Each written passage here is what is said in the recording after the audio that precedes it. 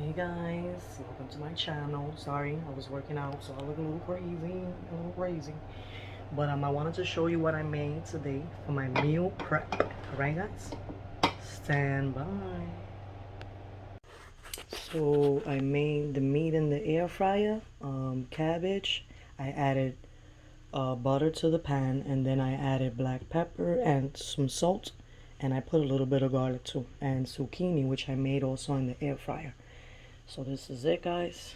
Couple of plates, 2 for me, 2 for my daughter. If she doesn't want it, 4 for me. I had a piece of chicken and a little bit of cabbage a little while ago.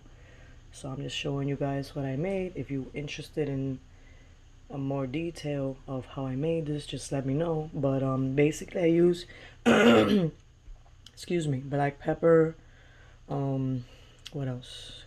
Garlic, salt, what else? Oh, and to season these, I used Parmesan cheese. I added some Parmesan cheese to this, along with the garlic and a little black pepper.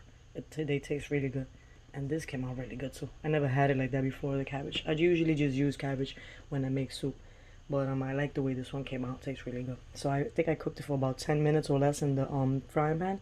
I covered it up, and then I kept stirring it every couple of minutes so it won't, like, get burned or cook in one side, not in the next side. So that's what I made in my air fryer, guys. This is it right here, my baby. I love you. This is the best air fryer, Paul Levine. I paid 100 for this one, but you can basically make a lot of things on it. It shows you right there in the picture. See that? The meat, I guess you always make it at 400 because it's meat and you want it to cook right.